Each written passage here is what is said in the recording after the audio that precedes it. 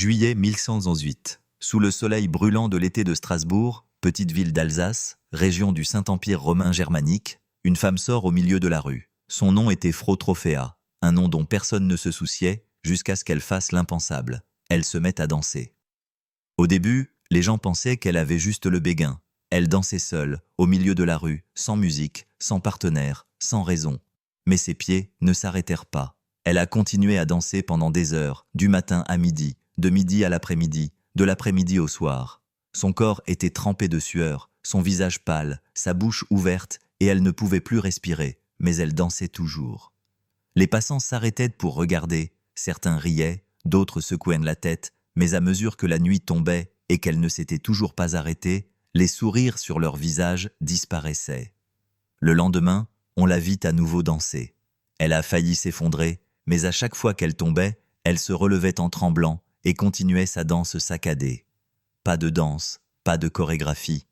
C'était un mouvement saccadé, comme si une marionnette était contrôlée par une ficelle invisible.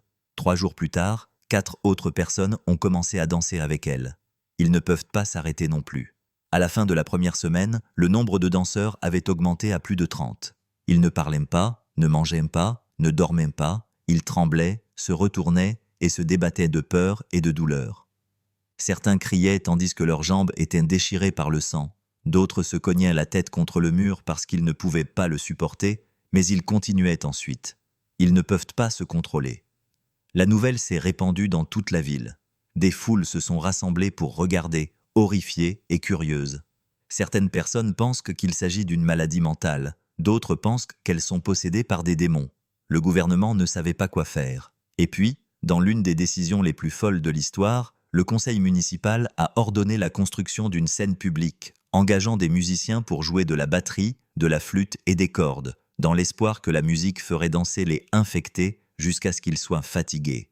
Mais ils ne se sont pas arrêtés. La musique ne les a pas apaisés. Cela ne fait qu'empirer la situation. Des centaines de personnes ont alors commencé à danser sans arrêt. Ils se sont effondrés sur le sol en pierre, les yeux grands ouverts, du sang coulant de leurs jambes, de leur nez et de leur bouche. Certains sont morts d'épuisement, d'autres d'insuffisance cardiaque, d'accident vasculaire cérébral ou de déshydratation. Mais les survivants ont continué à danser. La scène d'horreur s'est étendue. Les médecins étaient sans voix. Ils n'ont pas pu trouver la cause. Il n'y a aucun signe de maladie. Pas de moisissure, pas de pollution de l'air, pas de toxines. Rien que des centaines de personnes dansant comme des folles, criant en silence, tremblant à mort. Les gens ont commencé à répandre la rumeur selon laquelle il s'agissait de la malédiction d'un saint, que quelqu'un dans la ville a offensé les dieux et que maintenant c'est tout Strasbourg qui doit en payer le prix. Certains prêtres ont commencé à pratiquer des exorcismes. D'autres ont appelé à la repentance, au jeûne et à s'agenouiller pour demander pardon. Mais la folie de la danse a continué à se propager. Toute la ville vit désormais dans la peur. Personne ne sait qui sera le prochain. Les personnes qui étaient en parfaite santé la veille peuvent se réveiller le lendemain matin et commencer à danser comme si elles étaient hypnotisées. Les familles devaient attacher leurs proches au lit, verrouiller la porte et leur mettre des chiffons dans la bouche pour les empêcher de se mordre la langue. Mais même attachés, leur corps continuait à trembler, à danser, à devenir fou inconsciemment. Et puis, Frau Trophéa, celle qui a tout déclenché, a disparu après le 6e jour. Personne ne sait si elle est morte, si elle a été enlevée ou si elle s'est retirée du monde. Mais elle n'était plus présente. Cette disparition mystérieuse a convaincu davantage les gens qu'il s'agissait d'une catastrophe surnaturelle, une punition de l'enfer. En un mois, plus de 400 personnes ont été touchées. Les archives montrent qu'au moins 15 personnes mouraient chaque jour, non pas à cause de maladies ni à cause d'épées, mais en sautant. Strasbourg est devenue la seule ville de l'histoire européenne à avoir enregistré une épidémie au cours de laquelle la danse a tué des gens. Les gens l'appellent la peste dansante. Mais ce n'est pas une comédie musicale, c'est un cauchemar, où la musique, les tambours et les battements de cœur se combinent pour créer une exécution lente, horrible et inexplicable. Et la question demeure, est-ce une maladie ou une malédiction ? Strasbourg, 2e mois de folie dansante. Des centaines de personnes dansaient encore comme si elles n'étaient plus humaines. Les jambes tremblaient sans cesse, le visage déformé par la douleur, la poitrine serrée par le désespoir. Les morts gisaient éparpillés dans les rues, leurs membres tordus, leurs yeux révulsés, leurs lèvres tremblant encore comme s'ils étaient sur le point de continuer à danser, même si leur cœur avait cessé de battre. L'air était chargé de tambours, de cris et de prières marmonnées. Les autorités strasbourgeoises, l'église locale et le corps médical ont commencé à proposer des explications, non pas parce qu'ils comprenaient ce qui se passait, mais parce qu'ils avaient besoin d'une explication pour ne pas devenir fous avec la foule. La première hypothèse qui est ressortie des médecins, une intoxication alimentaire. Ils ont accusé le blé contaminé par l'ergot, un champignon hautement toxique qui se développe pendant les étés humides. Lors de la mouture de la farine en pain, le champignon n'est pas éliminé, mais absorbé par le corps, provoquant des hallucinations, des convulsions et des troubles nerveux. Il s'avère que l'ergot était le précurseur du LSD, un puissant hallucinogène découvert des siècles plus tard. Si cette hypothèse est correcte, alors l'épidémie dansante n'était rien d'autre qu'une consommation massive de drogue causée par la consommation accidentelle d'aliments contaminés. Et ainsi, toute la ville dansa. Mais quelque chose ne va pas. Tout le monde ne mange pas le même pain. Tous ceux qui mangent ne dansent pas. Et plus important encore, l'ergot ne peut pas faire danser les gens pendant 3 ou 4 jours sans repos jusqu'à ce qu'ils meurent. Alors que les médecins se retiraient, les prêtres intervenaient. Ils proposent une explication plus ancienne, plus obscure, mais plus crédible. La malédiction de Saint Guy. Saint Guy, le saint patron des fous, est aussi celui qui peut maudire les blasphémateurs avec la maladie même qu'ils craignent le plus. Parmi le peuple, la rumeur court que si quelqu'un offense Saint Guy, il sera obligé de danser sans arrêt jusqu'à s'effondrer. À l'époque, les gens se souvenaient. Une femme qui avait perdu son enfant à cause de l'épidémie quelques mois auparavant avait maudit à haute voix toute l'église, juste devant la statue de Saint Guy. De là, la croyance se répandit que toute la ville de Strasbourg était punie. Des réunions de prières collectives sont organisées régulièrement. Les pèlerins affluaient au sanctuaire de Saint Guy de Saverne, apportant argent, offrandes et pénitences au nom de toute la communauté. Personne n'ose chanter. Personne n'ose sauter. Musique interdite. Les artistes de rue sont pourchassés. La ville entière devint silencieuse, à l'exception du bruit des bottes qui continuaient à danser dans leur cauchemar inconscient. Et puis, il y a eu une dernière théorie, la plus terrifiante de toutes, qui a commencé à être évoquée par les chercheurs européens qui ont vécu après cette période, l'hystérie de masse. Phénomène psychologique rare dans lequel un groupe de personnes, en raison de la peur, du stress et de l'isolement, tombe simultanément dans un état de délire et présente des symptômes similaires, sans aucune cause pathologique apparente. Ils soutiennent que Strasbourg, dans une période d'après-guerre, de mauvaises récoltes, d'épidémies et de superstitions, est devenu un géant incubateur d'émotions. Chaque personne porte en elle des pressions sociales, une culpabilité religieuse et des peurs apocalyptiques. Et puis, quand une personne perd le contrôle de son corps, comme Frotrophéa, le reste de la communauté, comme des tsunamis successifs, est emporté par le flux invisible de la peur. Ils ont sauté parce qu'ils croyaient qu'ils étaient maudits. Ils ne font pas semblant. Ils ne peuvent vraiment pas s'arrêter. Leur cerveau est contrôlé par la peur. Cela semble raisonnable. Mais la question la plus difficile reste « pourquoi cela s'est-il terminé ?» Un jour, le nombre de personnes qui sautaient a soudainement diminué. Des groupes de personnes étaient épuisés et ont arrêté de danser. Personne ne sait pourquoi. Pas de médicaments. Il n'y a pas de remède. Seul le silence revint comme un fantôme. Comme si la malédiction était suffisante. C'était comme si Dieu ou quelqu'un d'autre avait arrêté de punir.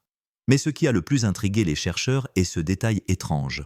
Frotrophéa, la première femme à avoir dansé, a disparu. Personne, aucun enregistrement. Personne dans sa famille n'a réagi. D'où venez-vous? Pourquoi a-t-elle commencé à danser? Pourquoi s'est-elle arrêtée? Et pourquoi, immédiatement après sa disparition, des centaines d'autres ont-ils continué à sauter vers la mort à sa place? Des dizaines d'hypothèses ont été avancées. Certains pensent qu'elle est la marionnette d'une secte. Certains disent qu'elle est folle. Certains pensent qu'elle était une émissaire de Saint Guy. Et certains, comme le murmurent encore les Strasbourgeois des siècles plus tard, croient qu'elle n'a jamais vraiment existé. Une seule chose est sûre. Après la catastrophe, Strasbourg n'a plus jamais été la même. La musique joyeuse est interdite. Le festival a été écourté. Toute danse doit avoir l'autorisation du gouvernement. Les gens évitent de marcher en rythme. On apprend aux enfants. Ne te balance pas, ne tourne pas, sinon tes pas ne s'arrêteront jamais. Alors que Strasbourg se taisait, le cauchemar semblait terminé. Mais le silence n'est pas la paix. C'était un vide pesant. Comme après des funérailles de masse, personne n'osait pleurer. Les survivants de la peste dansante ne sont jamais revenus à la normale.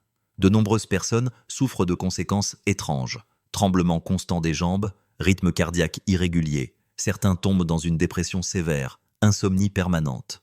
Certaines personnes s'enferment dans un monastère toute leur vie, n'osant pas suivre le rythme, craignant que si elles suivent accidentellement la musique ne serait-ce qu'une fois, elles seront ramenées à la folie du passé. Les autorités strasbourgeoises ont scellé tous les dossiers de l'affaire. Les documents dispersés laissés derrière n'étaient que des numéros, des noms et des dates de décès, froids, déconnectés, sans émotion. Mais le peuple n'oublie pas.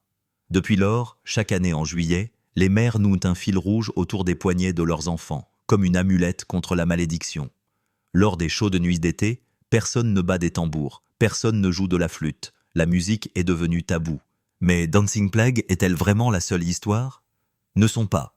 Des phénomènes similaires, bien que de moindre ampleur, apparaissent dans l'histoire européenne. En 1374, à Aix-la-Chapelle, en Allemagne, des centaines de personnes ont également dansé sans interruption pendant plusieurs jours, après une pluie étrange. Ils ont pleuré, se sont évanouis, puis ont sauté à nouveau. En 1237, 100 enfants d'Erfurt, en Allemagne, dansaient dans les rues jour et nuit, puis disparaissaient sans laisser de traces. Cet événement serait à l'origine de la légende du joueur de flûte de Hamelin. Déjà en 1844, à Madagascar, des centaines de jeunes femmes tombaient dans un état similaire. Elles dansaient, riaient, criaient et perdaient connaissance. Raison? Personne ne le sait. Et à l'époque moderne, des explosions psychologiques collectives se produisent encore, bien que sous des formes nouvelles. Aux Philippines, une école de filles est tombée dans un état de possession massive. Plus de 20 étudiants ont pleuré, crié, convulsé et se sont cognés la tête, après qu'un étudiant a déclaré avoir vu un fantôme sans tête. En Tanzanie, en 1962, une épidémie de rire s'est propagée dans les écoles.